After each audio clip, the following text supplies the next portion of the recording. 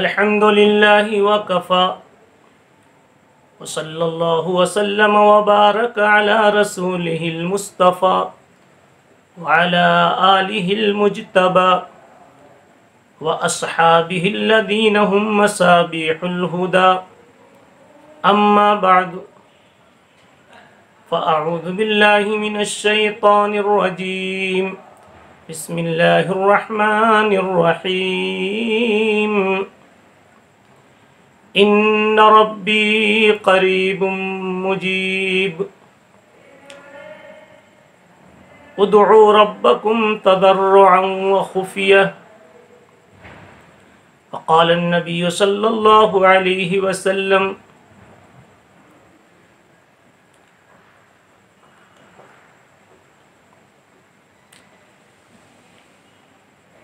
اطب طعمتك تستجب دعوتك او کما قال رسول اللہ صلی اللہ علیہ وسلم۔ محترم بزرگوں، دوستوں، ساتھیوں، رمضان المبارک کے چند دن رہ گئے ہیں، بلکہ کہنا چاہیے چند گھڑیاں رہ گئی ہیں۔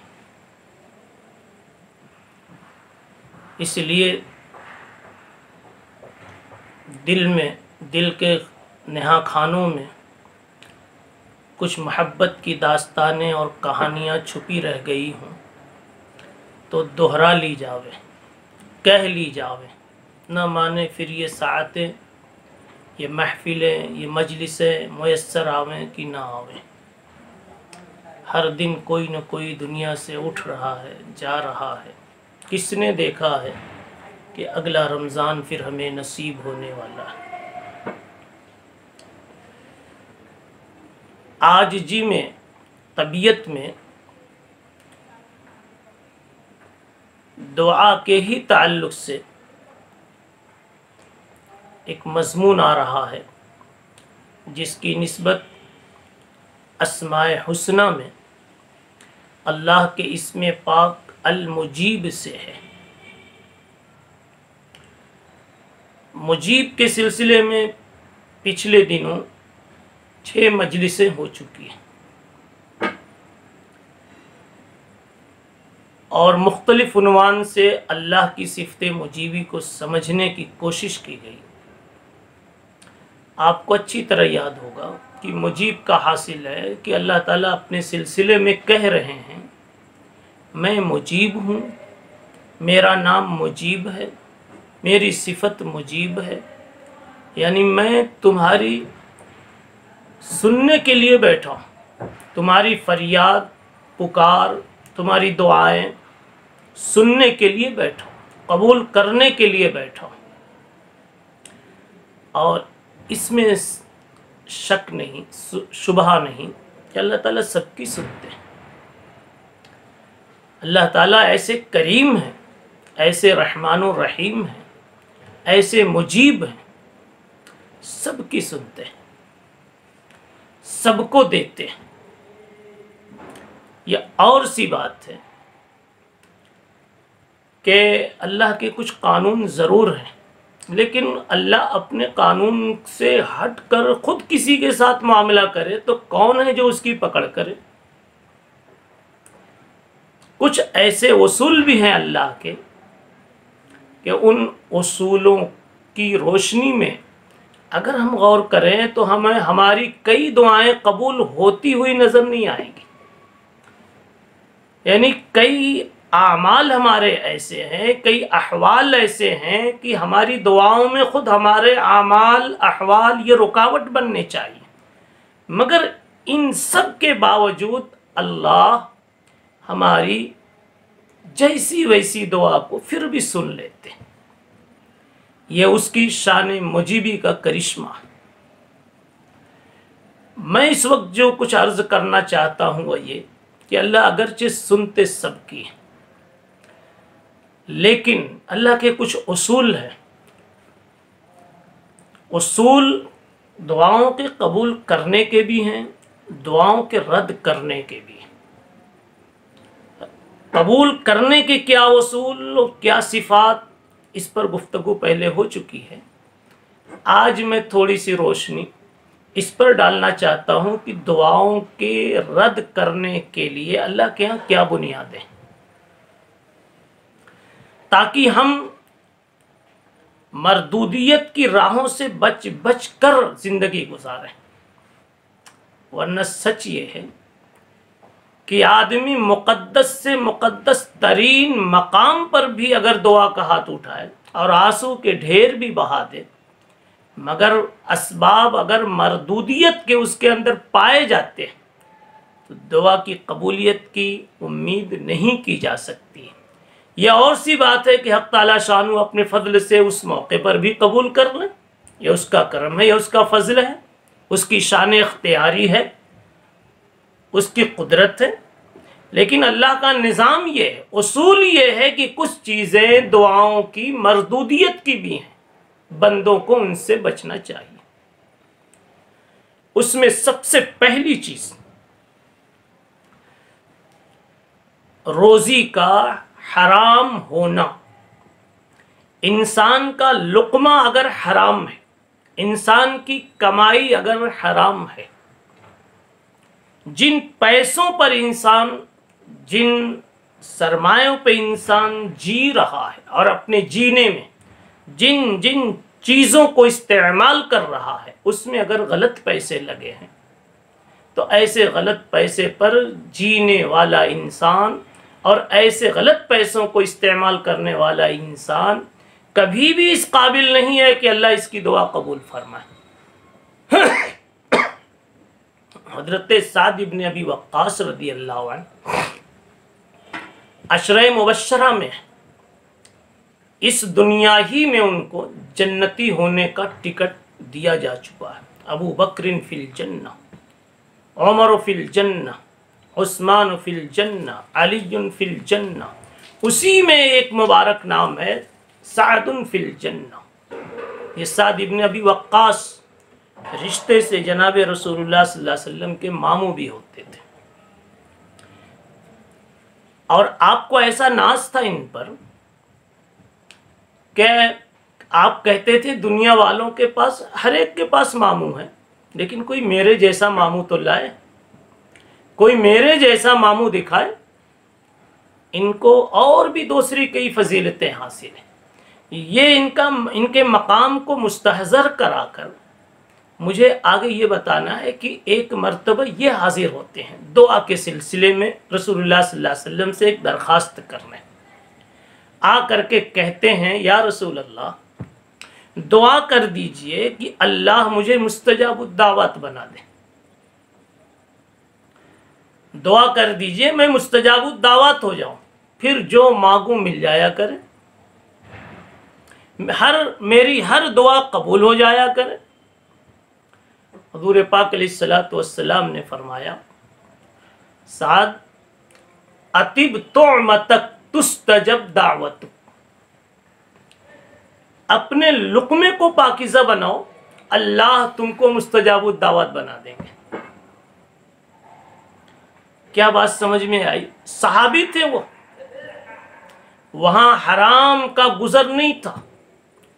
یہ وہ طبقہ ہے صحابہ کا، اور ان میں بھی عشرہ مبشرہ میں ہیں یہ وہ حضرات ہیں کہ جن کے تقدس کی قسمیں آسمان پہ کھائی جاتی ہیں۔ اللہ کے عباد صالحین میں ان سے بہتر انبیاء کے بعد کوئی طبقہ نہیں ہے۔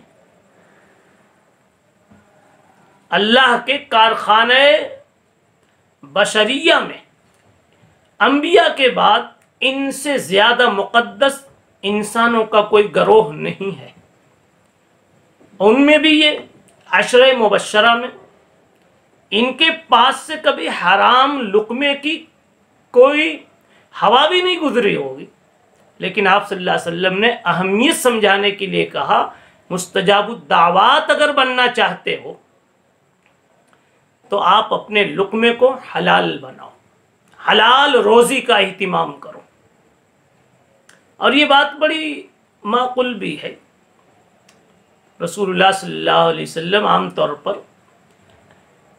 علتیں نہیں بیان کرتے، وجہیں نہیں سناتے، حکم دے دیتے، اور یہی شان بھی ہونی چاہیے عامر کی اور شارع کی، حکم دینے والے کی، کہ وجہیں بتا بتا کے مطمئن کیا، پھر کسی نے مانا تو کیا مانا۔ امتی ہونے کا تو مطلب یہ ہے کہ بات کہہ دی جائے، ماننا شروع ہو جاوے، اور عشق و محبت میں وجہیں تلاش کرتے رہیں۔ اب آپ غور کریں اگر کہ ہمارے نبی محمد مصطفیٰ صلی اللہ علیہ وسلم، جن کے پاس سب سے زیادہ علم، جن کو امت کے ساتھ سب سے زیادہ ہمدردی، سب سے زیادہ رحم و کرم کا جذبہ، آپ نے دعا کی مقبولیت میں حرام روزی سے بچنے کا یہ حکم کیوں کیا؟ اس کا کوئی آپ عقلی فلسفہ تلاش کیجئے نا، یا معاشرے سے جوڑیے، آپ اپنی عقل اپنی فہم سے جوڑیے، دیکھیے بات نہایت معقول سمجھ میں آئے گی۔ آپ غور کریں، بریانی بڑی لذیذ بنی، نہایت ہی لذیذ، حیدرآبادی کہیے، گجراتی کہیے، آپ کو جو پسند اس کا نام لے لیجیے، دلی کے اعلیٰ سے اعلیٰ کسی ہوٹل کی بنی ہوئی کہہ لیجیے، من پسند، بے مثال، تعریف کرتے کرتے تھک جائے، کھاتے نہ تھکیں تو تعریف کرتے کرتے تھک جاؤں، اتنی لذیذ بریانی۔ لیکن وہی بریانی اگر آپ کو کسی گندے پلیٹ میں لا کر کے دی جاوے، وہ پلیٹ جو سنڈاس میں ٹوائلٹ میں پڑا ہوا تھا، آپ بتائیے اس بریانی کو آپ اپنے منہ سے لگائیں گے؟ آپ اپنے منہ سے لگائیں گے؟ آپ کہیں گے وہ چالو چالو چلے جو صاف ستھرے پلیٹ میں رکھی ہوئی؟ یہ دلی کی بنی ہے تو کیا، یہ حیدرآباد کی بنی ہے تو کیا، یہ کہیں اور کی بنی ہے تو کیا، مگر جس پر رکھ کر کے پیش کی جا رہی ہے وہ پلیٹ نہایت ہی گندا ہے۔ بات سمجھ میں آ گئی ہوگی۔ ہماری دعائیں کتنی بھی خوبصورت ہوں، ہم کسی دن تڑپ رہے مصیبت میں، کرب و بلا میں، آفت میں، پریشانی میں، قرضے میں دب کر، ذلت کے دنوں میں، ایکسیڈنٹ میں دب کر، حالات میں پھنس کر، کس قدر بھی ہم چیخ رہے ہوں، تڑپ رہے ہوں، یا رب کہہ رہے ہوں، مگر یاد رکھیں اگر ہماری یہ زبان، جس زبان سے ہم یا رب کی صدا لگا رہے، اس زبان کو واسطہ بنا کر اپنی دعائیں اللہ تک پہنچا رہے ہیں، ہماری حالت بڑی قیمتی، قابل رحم ہے، بول بھی بڑے قیمتی، قابل قبول ہے، مگر جس زبان کے ذریعے سے یہ اللہ کی بارگاہ میں آواز پہنچائی جا رہی ہے وہ زبان گندی، اس لیے کسی زبان سے ہم نے رشوت بھی کھائی، سود بھی کھائی، ہم نے اسی سے چوری کا مال بھی کھایا، چالاکی کی روٹی بھی کھائی ہے، یہیں سے ہم نے کسی کا حق دبا کر کے یہیں سے مزہ اڑایا۔ یہ دو لقمے ہی کے لیے تو انسان سب کچھ کرتا ہے نا، اور آگے ہم نے وہ بھی کھایا ہے، مانا کہ کسی کا حق نہیں دبایا، لیکن جو نہیں کھانا تھا وہ کھایا، کھانے والوں نے حرام کھایا، کسی نے شراب یہاں سے گزاری، کسی نے وہ گوشت کھایا جس گوشت کے کھانے کی اجازت نہیں تھی۔ اب ایسے جب کچے پکے دانے آپ اس زبان سے گزاریں گے تو یہ زبان جو پلیٹ کے برابر تھی، پلیٹ گندا تو چاول آپ سے نہیں چلا، بریانی نہیں چلی، تو یہ زبان گندی، تو اس زبان سے گزر کر آنے والی دعا بھی اللہ کیا نہیں چلے گی۔ اللہ تعالیٰ کہیں گے مجھے یہ دعا بھی بدبودار لگ رہی، میرے دربار میں نہیں چلتی۔ الیہ یصعد الکلم الطیب، وہ خود طیب ہے، طیب چیزیں ادھر جاتی ہیں تو اس کو پسند آتی۔ کتنی معقول بات ہے، ہماری زبان حرام لقموں سے آلودہ ہے، اس کی نجاست سے آلودہ ہے۔ یہ تو حدیث سے بالکل صاف سمجھ میں آتا ہے کہ آپ نے سعد ابن ابی وقاص کو متوجہ کیا، اطب طعمتک، کھانا حلال بناؤ پھر دیکھو تمہاری دعا قبول ہوتی ہے کہ نہیں۔ ایک راز اور ہے کہ اصل میں دانے دانے میں نور اللہ نے رکھا ہے۔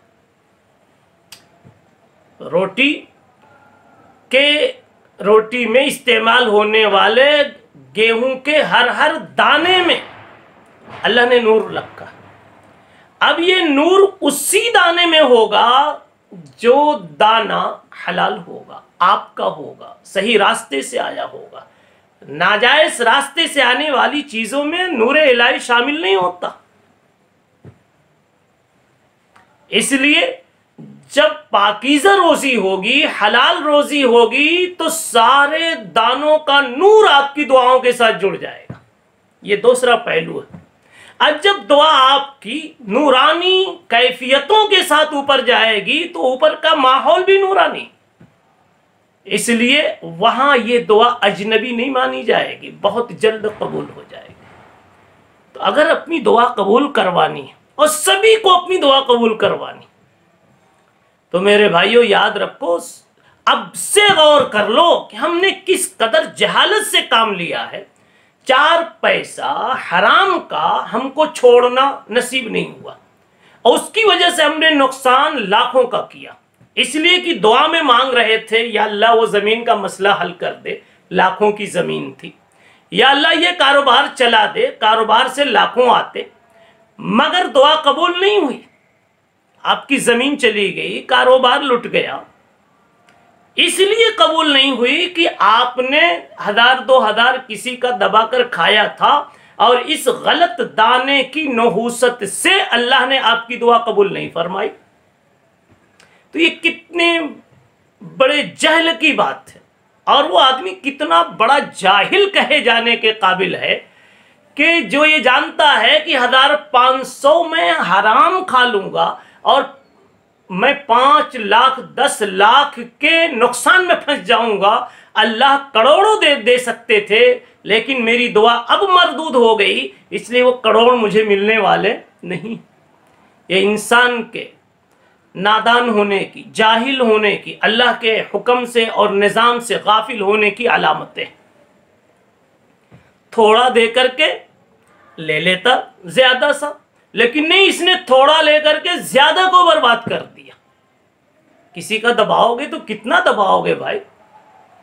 کسی کا دباؤ گے، کسی سے چالاکی سے کماؤ گے تو کتنا کماؤ گے، لیکن یہ تھوڑا تھوڑا چوہے کی طرح سے 2 دانہ جمع کیا حرام، تو ایک تو آپ کی جتنی کمائی حلال تھی وہ ساری کی ساری گندی ہو گئی، اور دوسرے جو دعا کا دروازہ آپ کے لیے کھلنے والا تھا اور جو رحمت کے دروازے کھلنے والے تھے وہ سب کے سب بند ہو گئے۔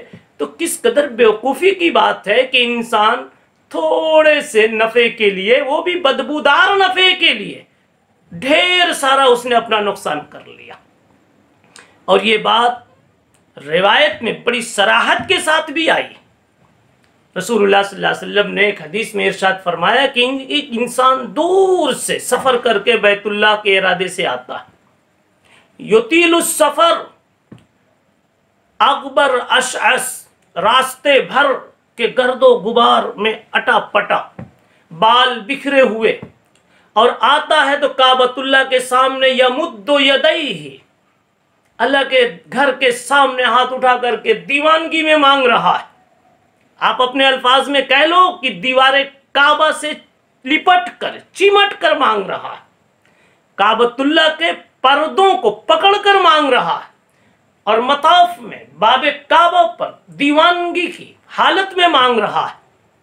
رسول اللہ صلی اللہ علیہ وسلم فرماتے ہیں لیکن اس کا حال یہ ہے کہ دور سے آیا ہے، تھکا تھکایا آیا ہے، گرد و غبار میں اٹا پٹا آیا ہے، مگر اس کا حال یہ ہے کہ مطعمہ حرام ومشربہ حرام، اس کا دانہ پانی سب حرام، کھانا پینا حرام، وملبسہ حرام، اس کے کپڑے بھی حرام، اس کے کپڑے بھی حرام، اور آگے فرمایا وغذی بالحرام، اس کے بدن میں جو غذا پہنچائی گئی وہ بھی حرام، اس کی غذا ہی بنی حرام۔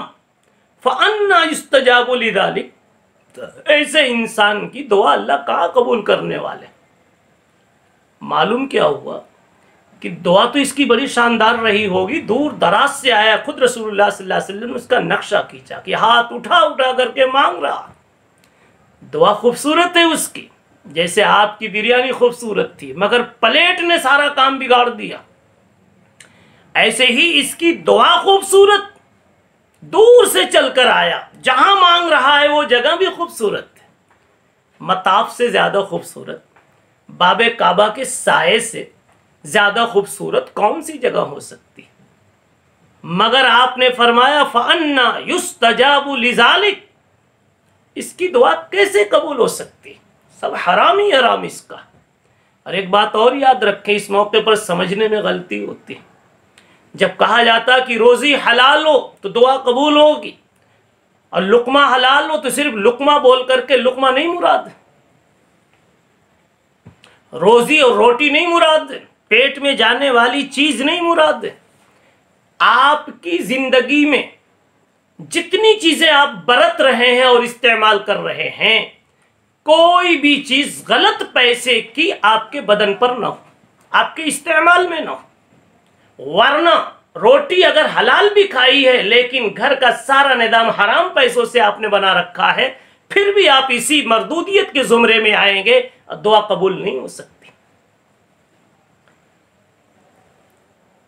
ایک آدمی کہتا ہے جب یہ اس طرح کا بیان سنتا ہے تو روٹیاں تو حلال کر لیتا ہے، لیکن دھندا چونکہ دکان کا غلط ہی چل رہا ہے، 2 نمبر کا، رشوت کا عادی رشوت پر جی رہا ہے، سود خور سود کا دیوانہ بنا ہوا ہے، چالاکیوں سے سودا کرنے والے چالاکی سے باز آتے نہیں، تو ان پیسوں کو یہ لوگ گھروں کی اے سیوں میں لگا لیتے ہیں، گھروں کے کلر میں لگا لیتے ہیں، گھر میں ٹائلز بچھانے میں لگا لیتے ہیں، گاڑیوں میں لگا لیتے ہیں، اچھے کپڑے پہننے میں لگا لیتے ہیں، اور وہ یہ سمجھتے ہیں کہ ہم نے تو غلط کھایا نہیں، ہم نے وہ کھایا ہے جو پیسہ ہمارا صاف ستھرا تھا۔ یاد رکھیں، جب رزق بولا جاتا ہے تو رزق میں صرف آپ کی روٹی نہیں آتی، رزق میں آپ کی زندگی سے متعلق جتنی چیزیں ہیں سب آ جاتی، یہاں تک کہ جس چٹائی پر جس جگہ پر بیٹھ کر کے کھا رہے ہیں وہ بھی رزق میں شامل ہے، اگر وہ حلال ہے تو رزق حلال ہے، اگر وہ حرام ہے تو رزق حرام ہے۔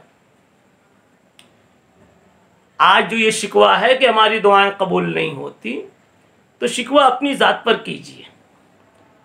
اس مضمون کو میں نے سوچا آخر میں سنا ہی دیا جاوے، تاکہ کم از کم یہ مستحضر رہے، اللہ سے شکایت نہ ہو۔ اگر کوئی دعا آپ کو اپنی قبول ہوتی ہوئی نظر نہ آوے تو آپ سمجھیں یہ اپنا ہی مرض ہے، آپ اپنا علاج کر لیجئے، آپ اپنی کمی دور کر لیجئے۔ اللہ تو کہتا ہے میں مجیب ہوں، اب بھی مجیب ہوں میں، اور ہمیشہ کے لیے مجیب ہوں، اور ہر ایک کے لیے مجیب ہوں، اور ہر حال میں مجیب ہوں۔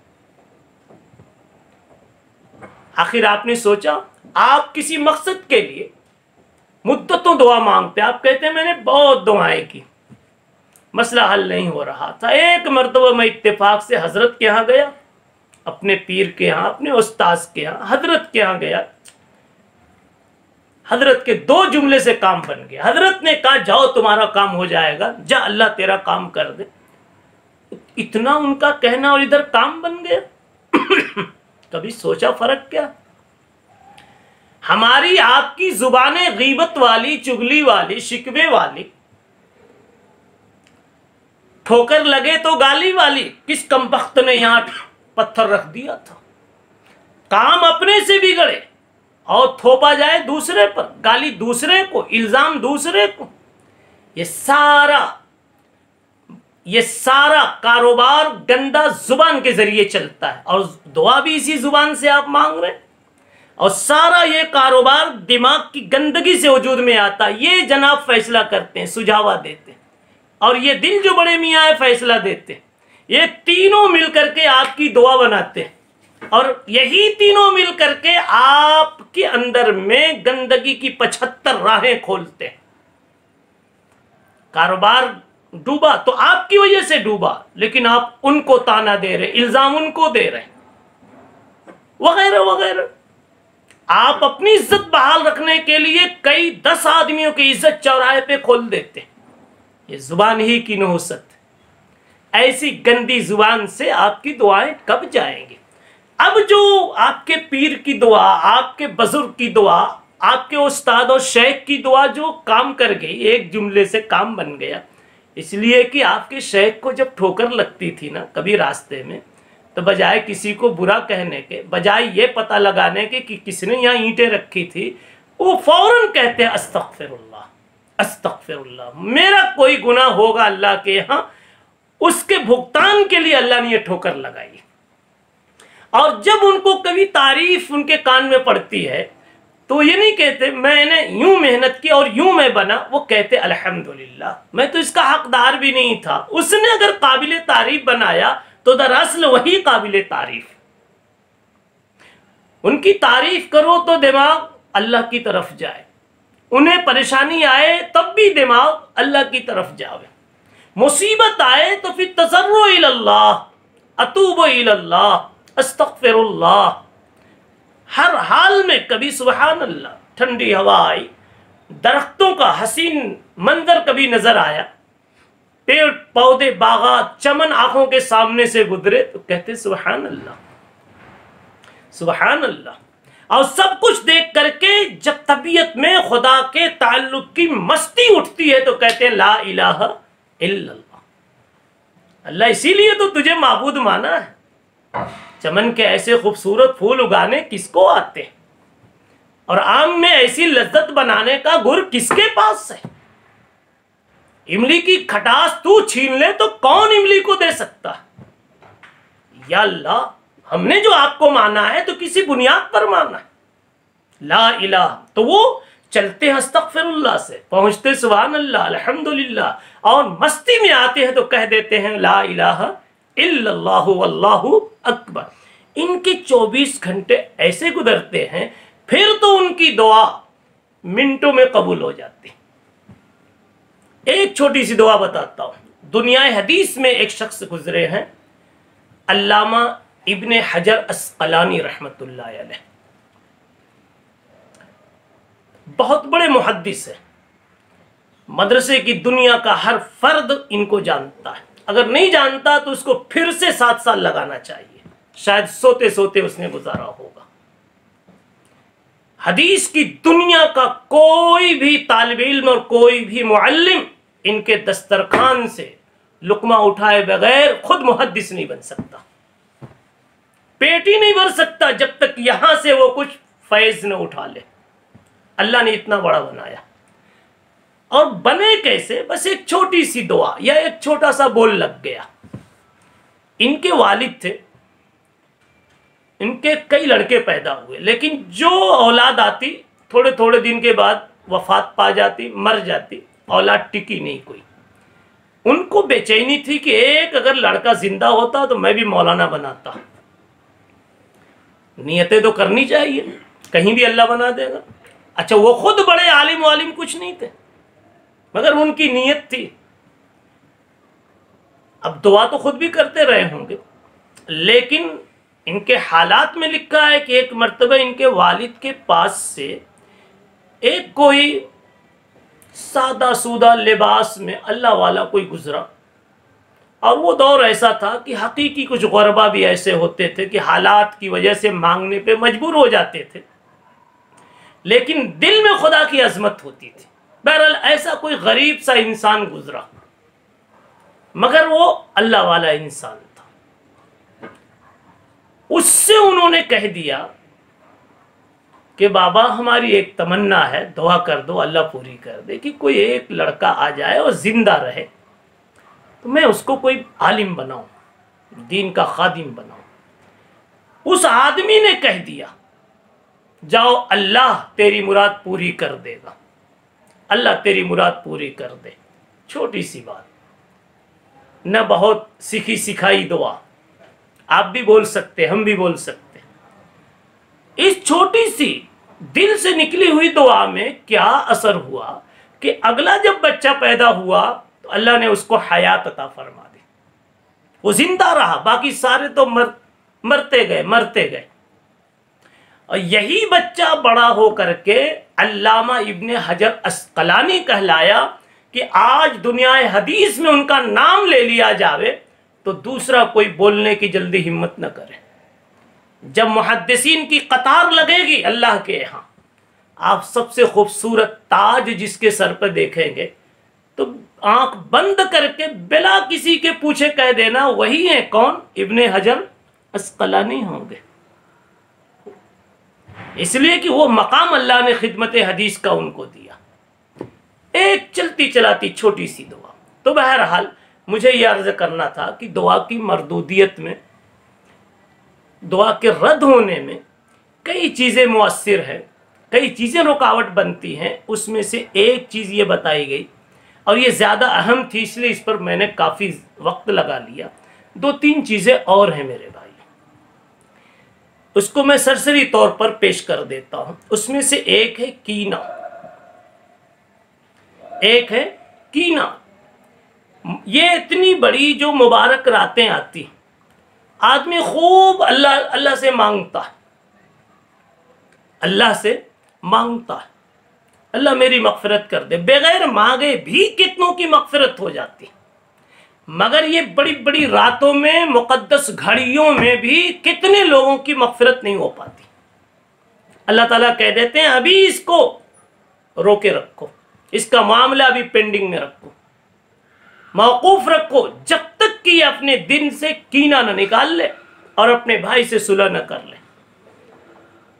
کینہ کہا جاتا ہے کسی سے ایسی دشمنی کر لینا کہ آپ اس کو نقصان پہنچانے کے پیچھے پڑ چکے ہیں، کہ میں کسی بھی طرح اس کا نقصان کروں، یہ کینے کی حد تک پہنچ گیا۔ اور اگر صرف دشمنی ہے، آپ اس کا چہرہ نہیں دیکھنا چاہتے، آپ کے دل میں اس کی محبت نہیں، تو یہ بغض تو ہے، لیکن نقصان پہنچانے کے در پہ پڑ گئے تو سمجھے کینے کی حد تک آ گئے۔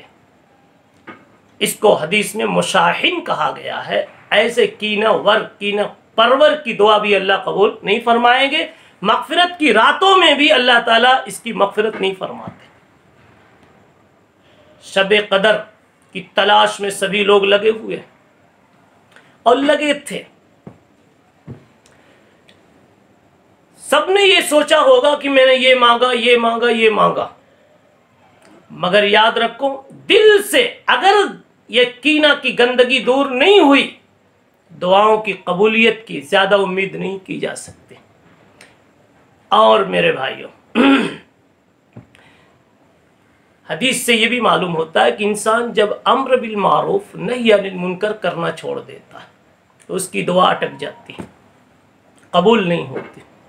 اور نہی عن امر بالمعروف اور نہی عن المنکر، آپ اپنے گھر سے اپنا جائزہ لیجئے کہ ہم کتنا کرتے ہیں۔ آپ کا بیٹا معلوم ہے غلط صحبت اور سنگت میں، غلط کمپنی میں وقت گزار رہا ہے،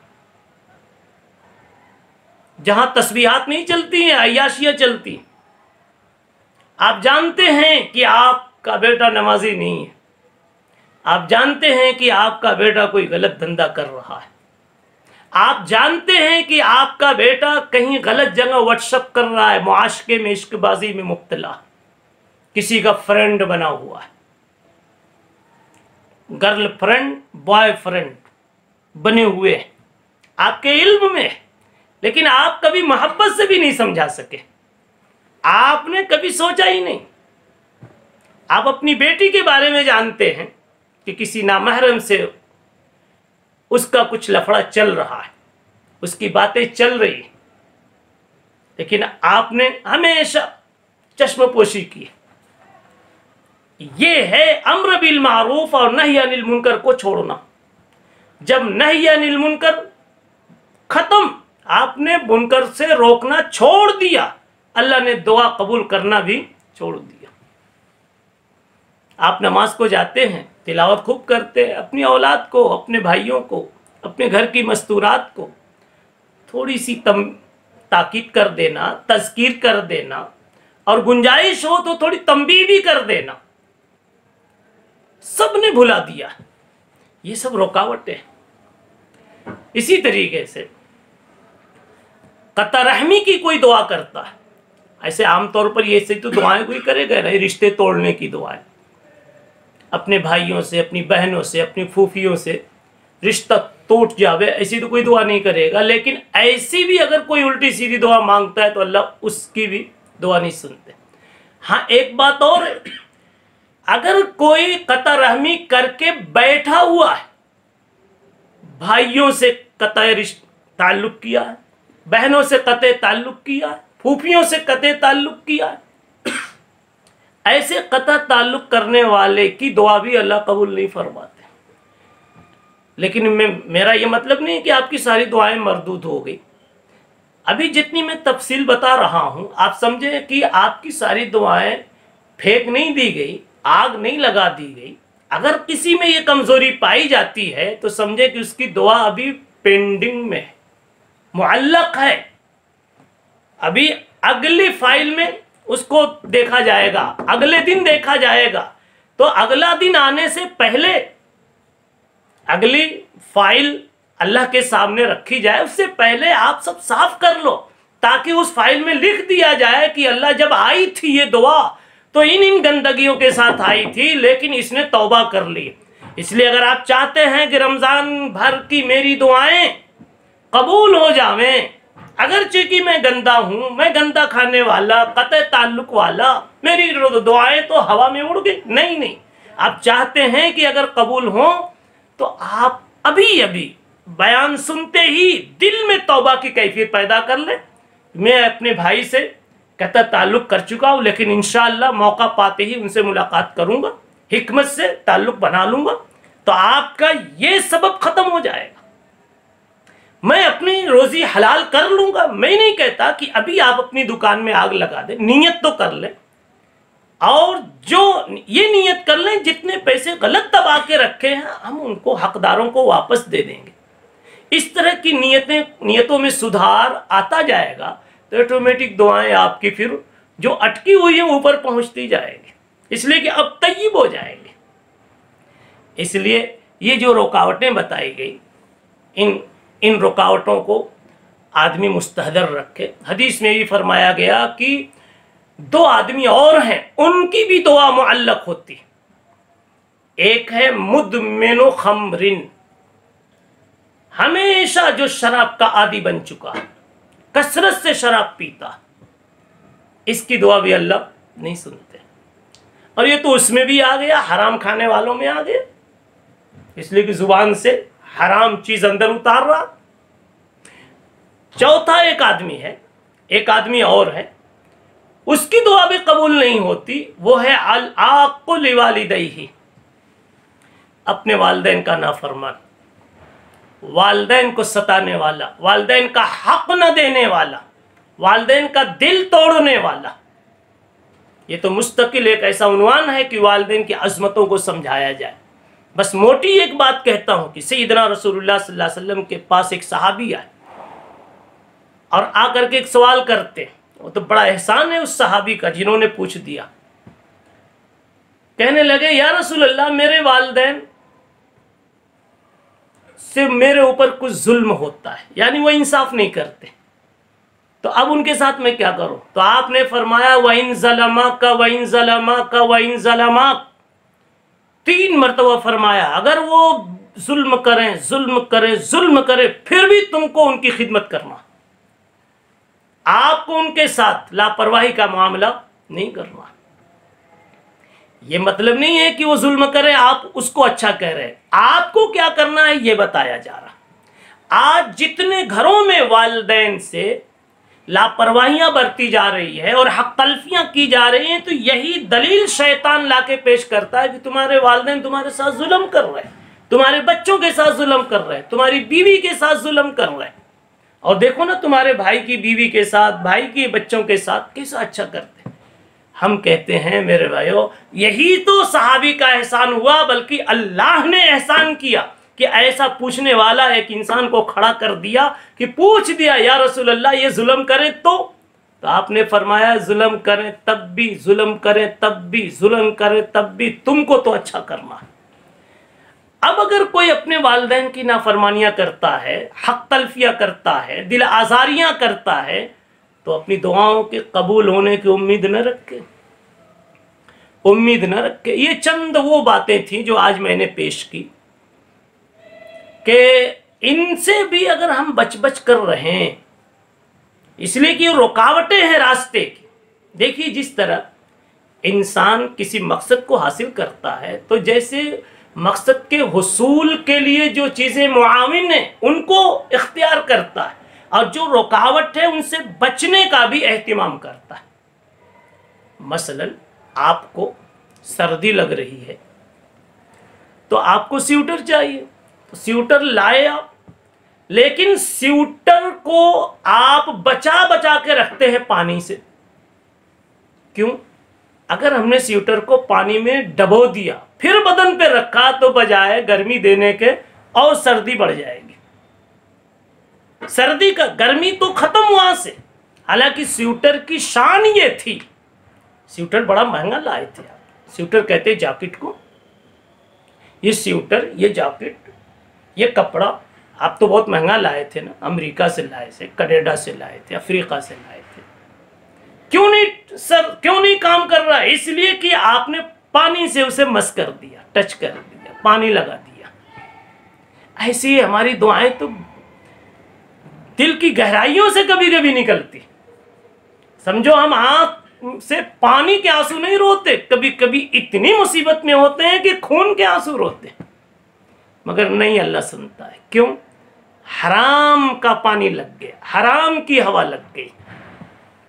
یہ جو کمزوریاں بتائی گئی، ان کمزوریوں میں سے کوئی بیماری اس کو لگ گئی، اس لیے آپ کی ساری دعائیں ابھی ایک جگہ معلق رکھ دی جاتی ہیں۔ جیسے جیسے آپ توبہ کرتے جائیں گے آپ کی وہ دعائیں پھر رنگ دکھاتی جائیں گی۔ بہرحال ایسی دعاؤں کے کرنے کے بعد بھی مایوس نہ ہو، یہ سمجھیں کہ وہ مجیب ہے، تو ابھی نہیں تو دیر صحیح مگر قبول کرے گا۔ البتہ بیچ میں ہم کو کیا کرنا ہے اس کی ہم فکر کر لیں۔ تو ہم کو یہ کرنا ہے کہ جن کمزوریوں کی وجہ سے اور جن ہماری گندگیوں کی وجہ سے، مکروہات کی وجہ سے دعا معلق ہو گئی تھی، اس کا علاج کر لیں۔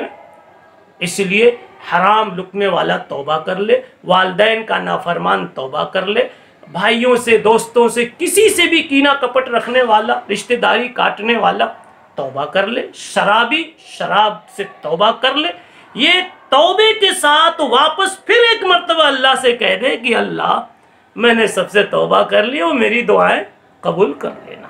ایک جملہ آپ کا یہ کہ اللہ وہ میری دعائیں قبول کر لینا، سب کو قبول کروانے کے لیے کافی ہو جائے گی۔ بہرحال مایوس بھی ہونے کی ضرورت نہیں ہے۔